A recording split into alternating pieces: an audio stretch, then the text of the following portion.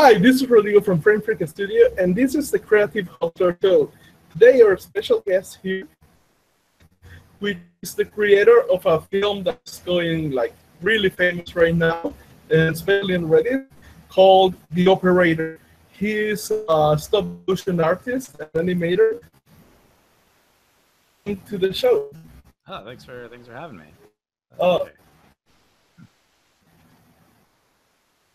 So first of all, I would like to ask you about your history. How did you get started into doing animations, and why did stop motion was your favorite medium to do so?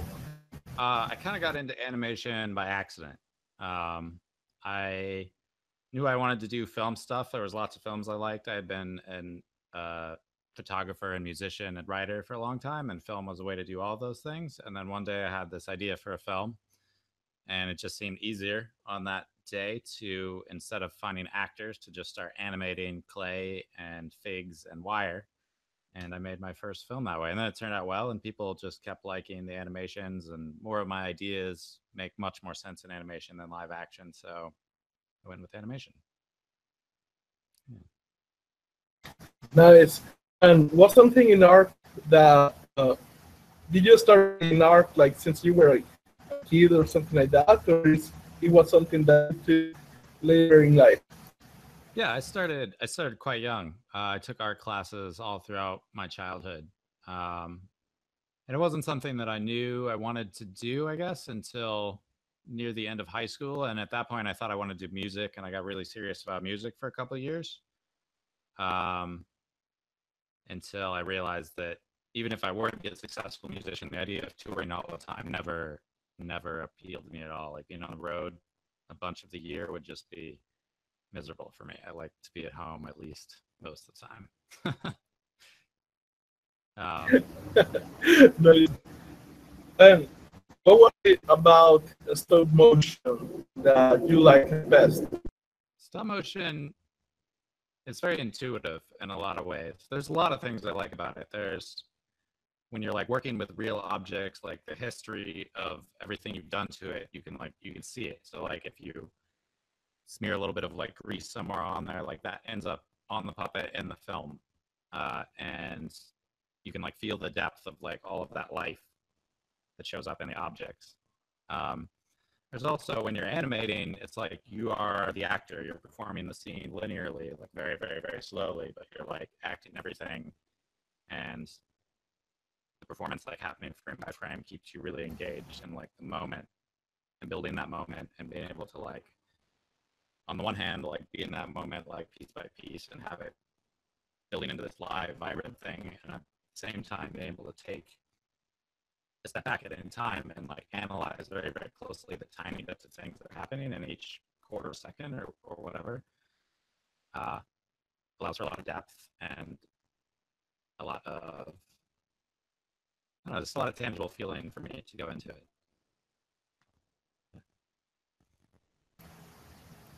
I was looking up in your film about Operator, and that you took a lot of reference to this fungus called cordyceps. Can you give us a little bit more of the history of how did you came with the idea, how the first film came to be? So the first film, I just started writing. A lot of my films start with just an image, and I had this image of this bloody piece of flesh coming out of this machine, and something about that like really stuck with me, and it's this idea of like we as humans, been building machines for a long time, and this idea that like we've evolved to this point where we're like creating these machines, and now the machines have evolved, and we've built them to be so complex that they're starting to create new kinds of life like that. That really struck to me as like a central part of it, and that that we can't control that necessarily. It could go wrong in all kinds of ways, as many of our technologies have. They'll be great in some ways and terrible in other ways. And so I started at that point, and then from there, I built a story around this feeling of people being trapped within the system that they've created. We've, you know, as a society, we have so many moving pieces and so many people working on different parts of it that sort of independent of anybody's control, we end up building this like huge thing that has incredible, I mean, it controls every part of our life. The society that we built is our lives. And in a lot of ways, nobody's really in control. And then after I wrote that initial script, I took a class called Making Media for Social Change. And so then I took that script, I adapted it a little bit, it gave it more of a direct political thing. At the time, Stephen Colbert was talking a lot about the idea of like corporations or people, like that phrase was getting tossed around a lot. And I thought, you know, it's just made me think of like corporations or people, like what does that make us? Like what is it to be a person even in our society anymore, or in America at least? And so then I decided to end it specifically with like, this is an intentional thing that's been created by the corporation. And that's where the short rounded out into what it is now. So like the first film had like a lot of success. People started like asking more, and so that you did started before you filmed like the second episode. How was this history about how everything happened? I think I might have missed part of that question. You're asking, I was a little bit choppy. You're asking how did it come that I started to do the second episode in the whole series? Yes. After, yeah. So I mean, it was the initial response that really inspired me to think about making it into a larger thing. Like when I first wrote episode 1, it was just a standalone short, and then I released it, and particularly on Reddit, it just blew up. It got a lot of attention, and a lot of people are asking for more, as you said. And so once I started thinking about this larger world, like immediately I realized that there was a much larger story to tell, and that a lot of the things I think about all the time could fit very well into this world. And so I wrote 15 episodes over the course of about a year.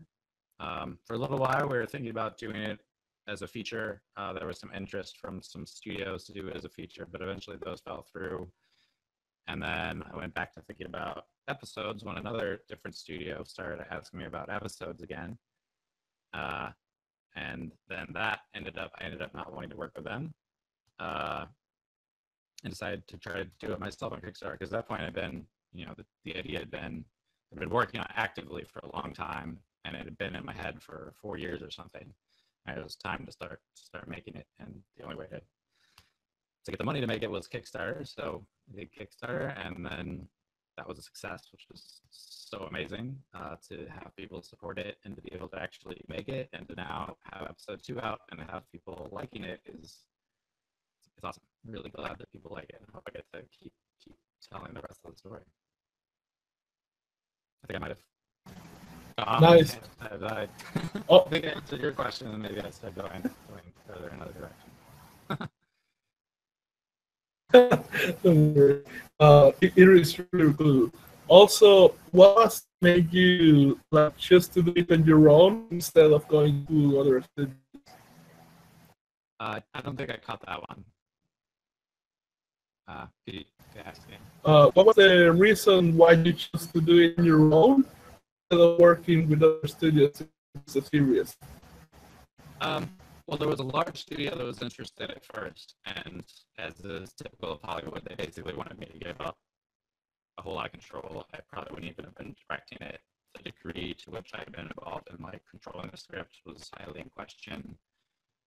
And I just, you know, there's like Aeon Flux was an amazing series, and it was an incredible vision. And they made a movie out of that, and it was just awful. And like, I think it's Peter Chang, I think is the name of the creator. And, you know, Operator is another thing where it's just a very personal vision, and I don't think it would work if somebody were to make it just as like a standard horror film. Like maybe it would be scary. Like World War Z is another good example where like the book is amazing. They turned it into a movie that's almost totally unrelated. So I wasn't into that. And then with the smaller one, they just weren't.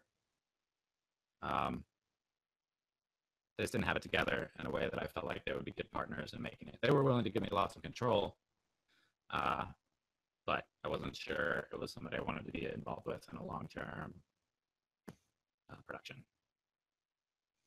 Yeah. So I'm still open to the idea of working with. I see now. Nice.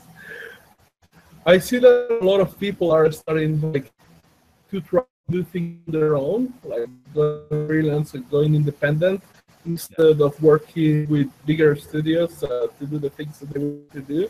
Why do you think it's happening that way? I think there's probably two major reasons. There's probably lots of personal reasons for individuals, but one is Hollywood has gone to this route of everything being a sequel, being a reboot. And I like a lot of them.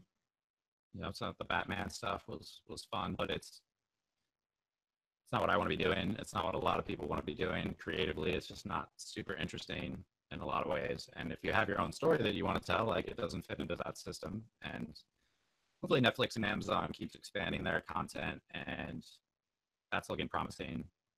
But as far as Hollywood goes, it's just not something that someone, you just can't be involved in that. Like, I'm not going to make the next Spider-Man. I'm not interested in doing that. Not that anybody's asking me, but and then at the same time, the technology has become so much better and so much cheaper that it's possible to do it. Like, I can do it without, in terms of hardware and software, it's a couple $1,000s, and then you can make a movie, which is incredibly small amount of money compared to trying to shoot it on film and edit it, and all the sound stuff used to cost $30,000-$40,000 at least, and that's just for like equipment stuff. I think it makes it possible for people to do it. Yeah. Nice. Yeah, definitely the crowdfunding tools have helped a lot into this process as well, because I think more people go in this direction, that they have an amazing idea, probably they did a Kickstarter, then I see them trying to go even into Amazon or Netflix, things like that, and then decide to go back into funding it themselves. Like, for example, there is an animated series that is called The Reward. Interview the creators of, and they had an amazing idea. All the studios wanted to change that idea completely, so they decided to do it on their own, and it ended up like being way better. Yeah, definitely. Also certainly Kickstarter, of course, obviously, like, it's allowed me to do it. I think a lot of other people too. That's a huge part of it. How, like, everything sounds really great when they say, like, yeah, do a Kickstarter, but we also have seen that it's not as easy as everybody thinks it is. What are the challenges that you have found when it? It's just incredibly hard to get the word out enough to have people interested. There's so many competing things out there, which is great in a lot of ways. But it's very hard to just get the attention so that people are like even taking the time to like click on your link. And like when people click on Operator, a whole lot of them really, really like it, but getting people to get to that point is hard. And so, running a Kickstarter is the most intense part of the whole process by a long shot. I'm working as much as I can every single day to try to get to as many people and try to get people interested and talking to people about all kinds of things that come up and answering questions and sending out a million emails. So it's very hard. And then you have to make the whole thing, which is, in my case, it took 9 months to make episode 2, so it's still a tiny amount of money to do something that takes, it's about 2,500 hours. So it makes it possible. It's definitely not like the easy route. In a lot of ways, doing the studio thing could be much more easier, provided you get the green light, which, of course, getting to that point is also very, very hard. Yeah. The single hardest challenge, though, definitely just getting the word out and getting it to everybody. Yeah, pretty much like everything has its pros and cons, right? Yeah, otherwise.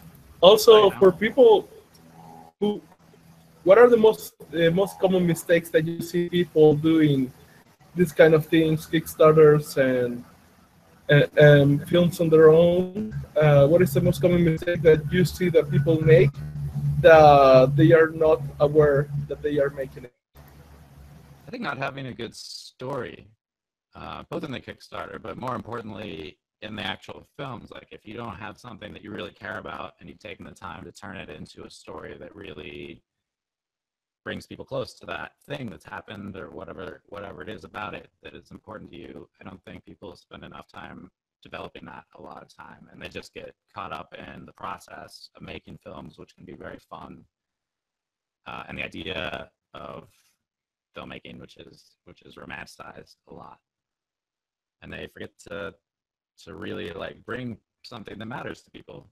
I think that's the mistake I see the most. Even if it's a $300 million blockbuster, maybe then it's like failing story wise for different reasons, but it definitely happens there too.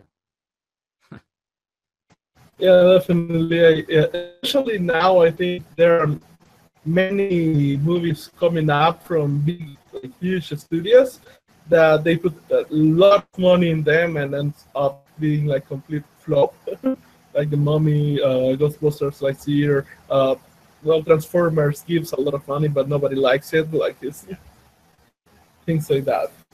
That blows my mind. Transformers make like $1 billion and nobody likes it. Like how does that, like, everybody's like, oh, I didn't really like it, but of course I'm gonna go still watch it and give them another, my $20. Like, why? I don't get it. Why? Like, I never go see those things because I don't want to encourage people to make things that nobody likes, or feel like I need to see it for. I don't get it. I don't know why people do it. Clearly, a lot of people have a reason and they do it. Very confusing.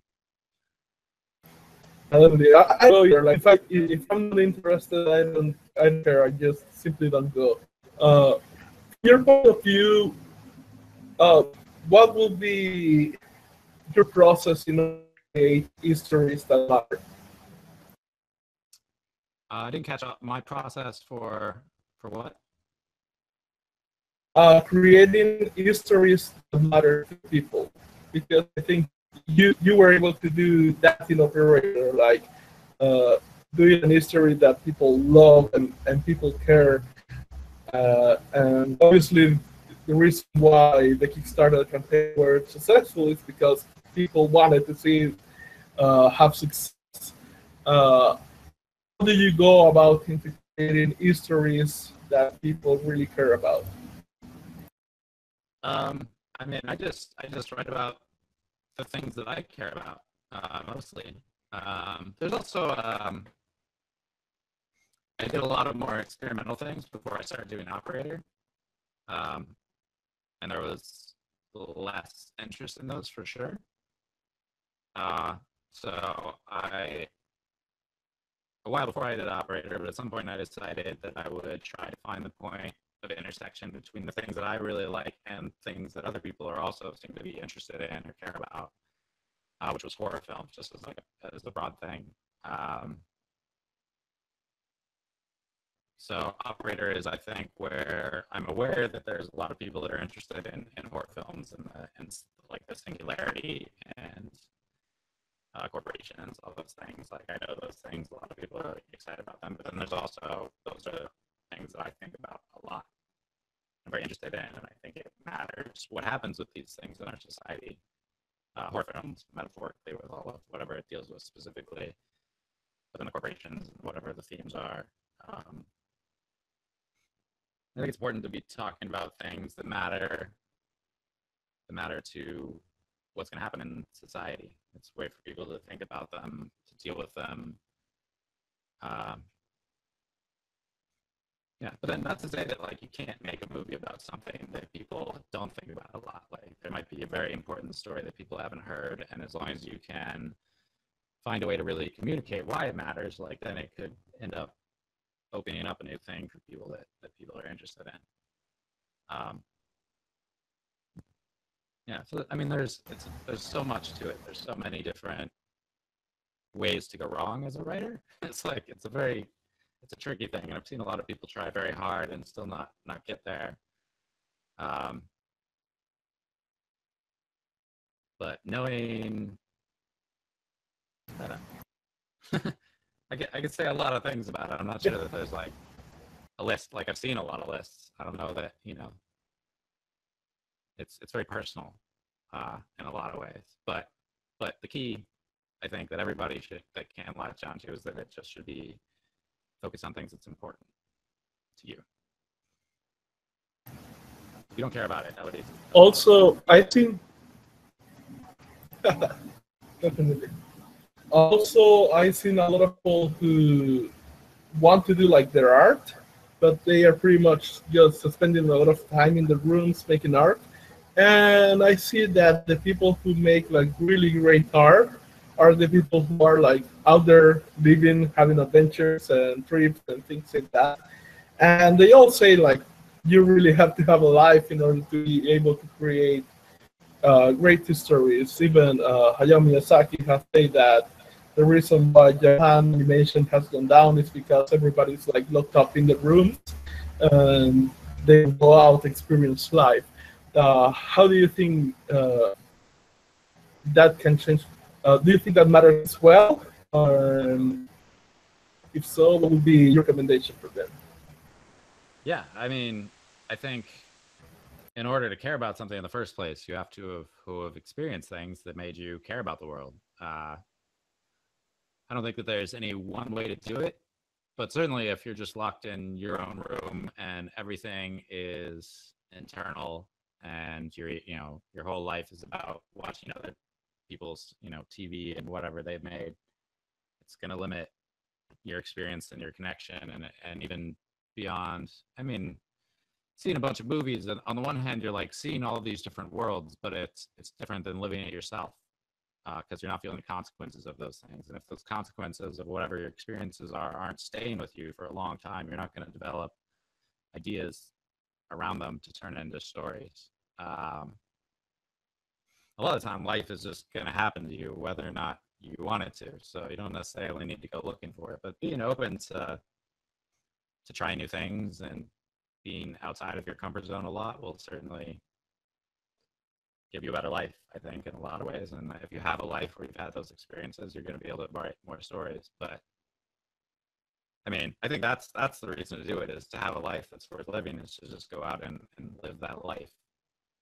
If that leads to stories, great, but a good life is going to be worth more than having good stories to tell. Also, let's say you were to wake up tomorrow and pretty much nobody knows you. You have lost your reputation. You're in another dimension, but you have all your skills, you have all your knowledge, and you have $500 in your pocket. What do you do to get started and to get to this point again from ground zero?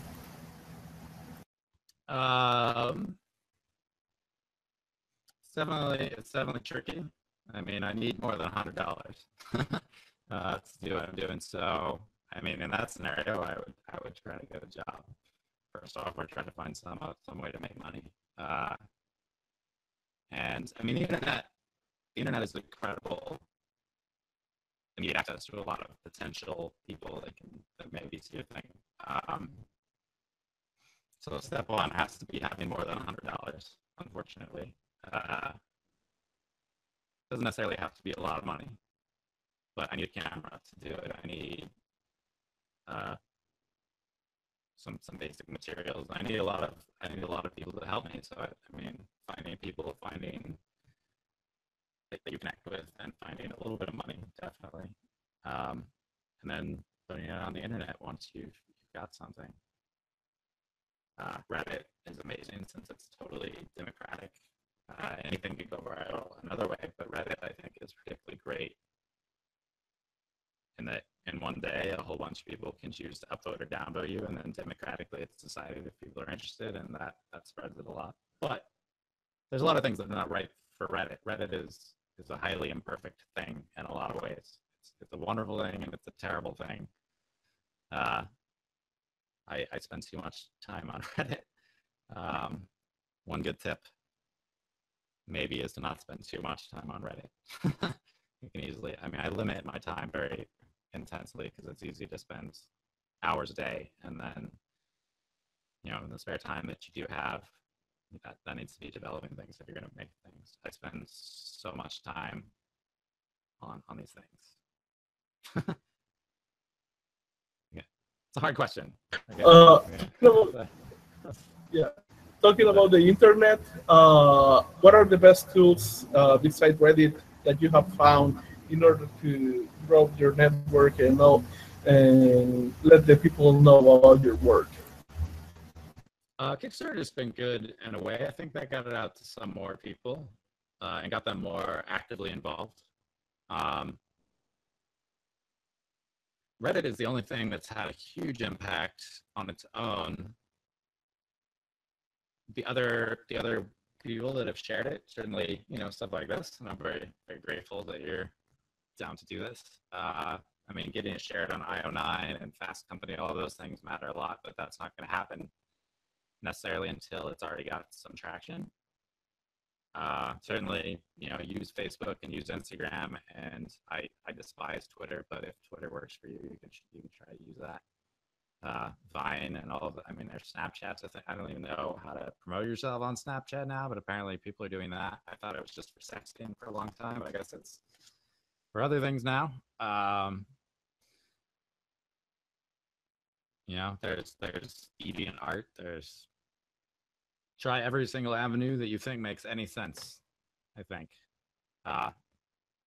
YouTube, of course. YouTube is, I mean, it's good that YouTube has the recommended videos. Like, that is why I have almost 1 million views on Operator on the first episode on YouTube and only like 50,000 on Vimeo, is because YouTube keeps driving traffic to the video just because it's the recommended video for a lot of things. Whereas like Vimeo, like, it's people are only going there if it's a staff pick or if somebody shares it, which is great. And the interface for Vimeo is so much better. I wish that it were great as the only thing I post on YouTube. It's like a little funny, but it's great for sending traffic to video.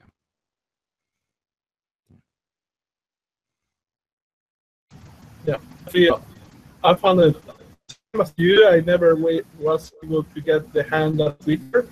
I do more Instagram, Facebook, and LinkedIn. I tried to get the hang out of Twitter, but never did really. I tried when I was doing the first Kickstarter, and it was just maddening, and I didn't want to look at it ever, and it didn't seem to be doing anything either. So it seems like Twitter is only for marketing, and even though I am trying to market the Kickstarter, like, just the whole experience was bad, and I didn't, you know, it's like on Instagram, you sign up, you create an account, and then you're seeing all these other people's things that are cool, and that's great. On Twitter, I wasn't, even when I was like following people, the people weren't saying anything, or if they were, it wasn't anything I was interested in. And so it's just a weird thing. I don't get it. But if you're really already super famous, it's definitely a way to connect to share your thoughts quickly, which is going to be good. Supposedly you can like tweet at famous people and maybe they'll notice, and then they can share it, and then that could be good, but it didn't happen to me. Also, what would be your recommendations for artists who are starting into this path? Especially, I would like to figure things out that people are not thinking about. The things that people should be doing, but they don't know that they should be doing it. You're saying like to create like news stories?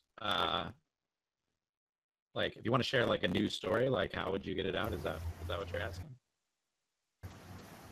No, how to, like, professional artists have to follow like kind of the same career of you that you did.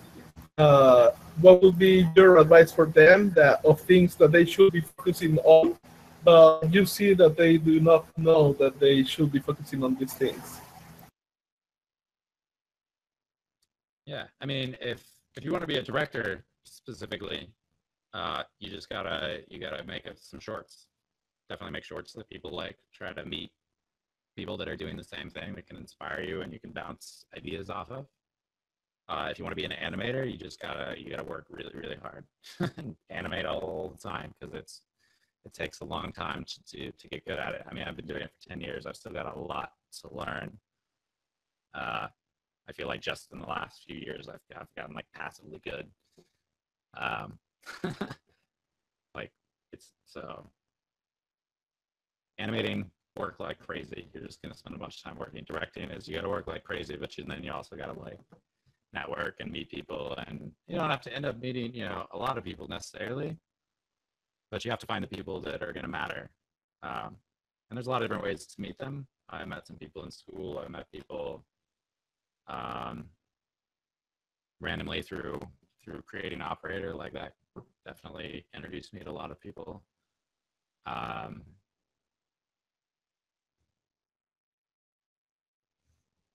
any kind of community that you can be involved in can be fun.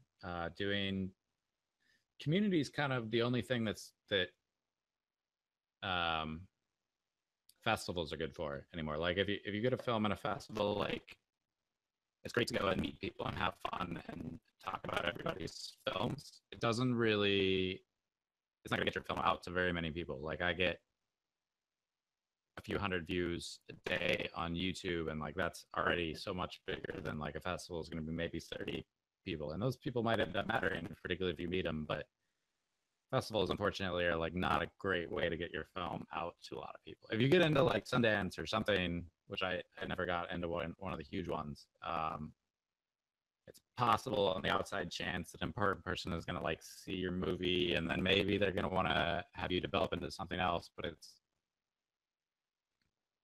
that's a very potentially expensive and unreliable course to like try to push it that way. So unless you have a lot of money already to try to like send it to all of those festivals at $20 or 40 or 50 that are getting more expensive, like I wouldn't suggest like trying to put too much into the festivals, right?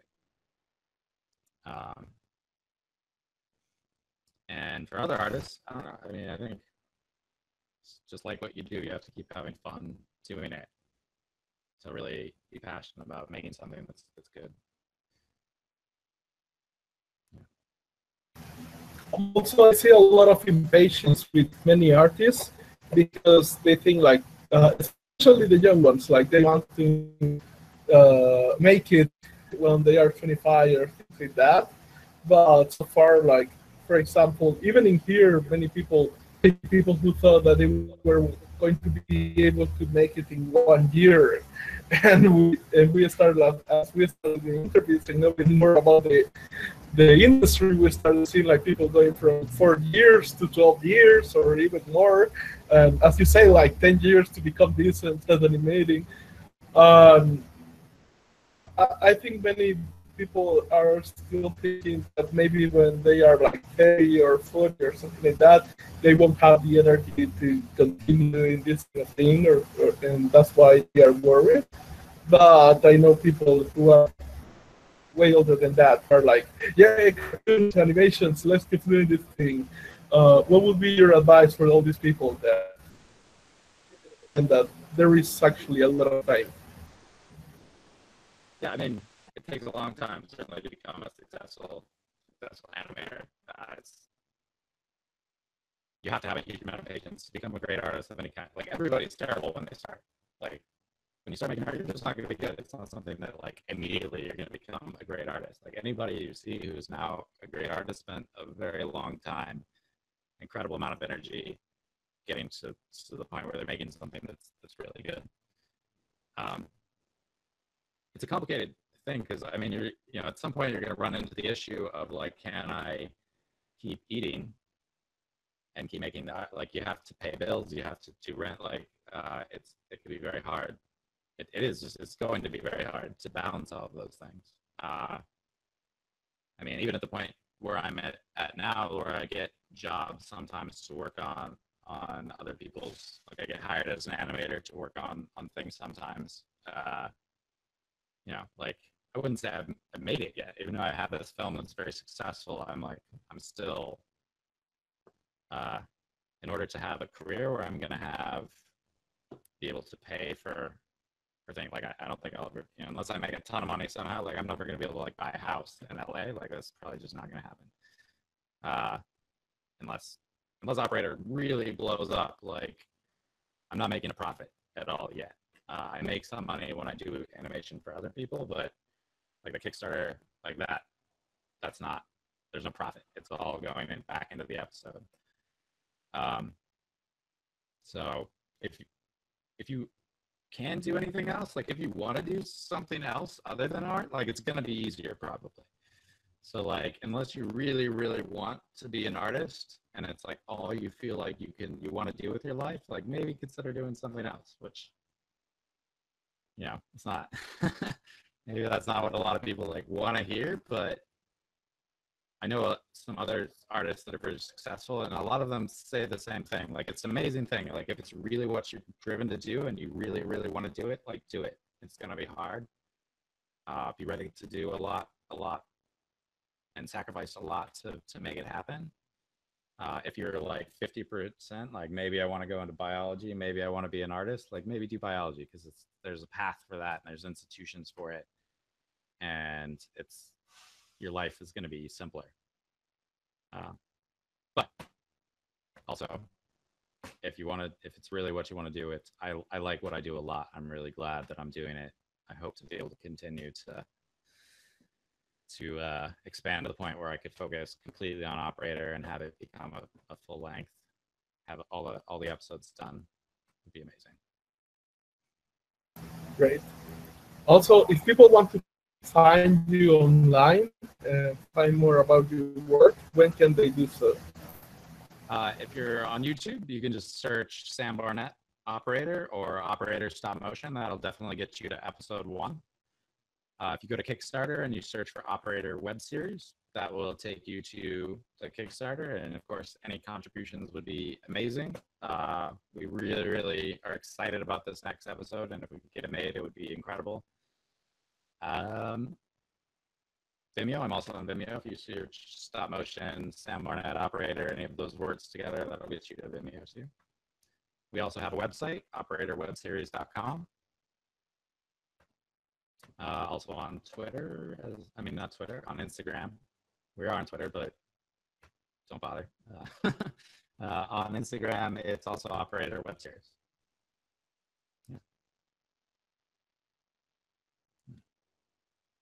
And lastly, for people who want to start in the path of art that we haven't talked about,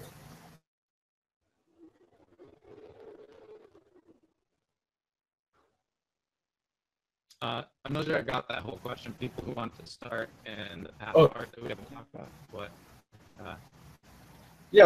Any last tip that you would like to give to people who follow this path that we haven't mentioned in this interview?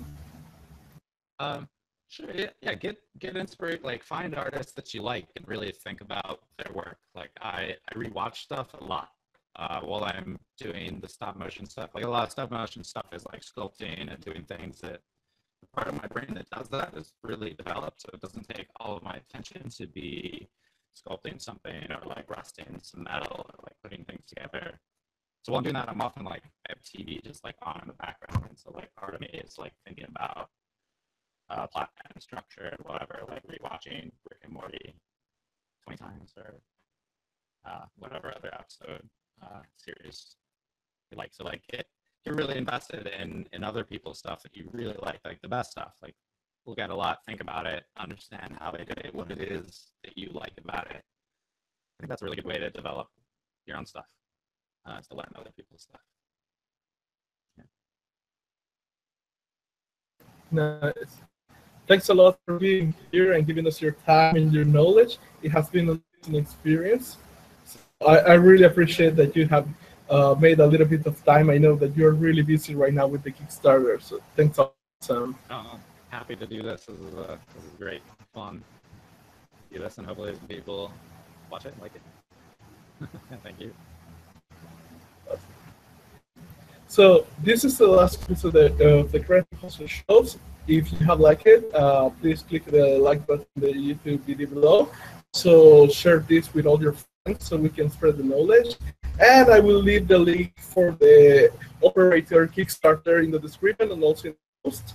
So please, if you can, go to the Kickstarter page and donate to make this project happen because it's amazing.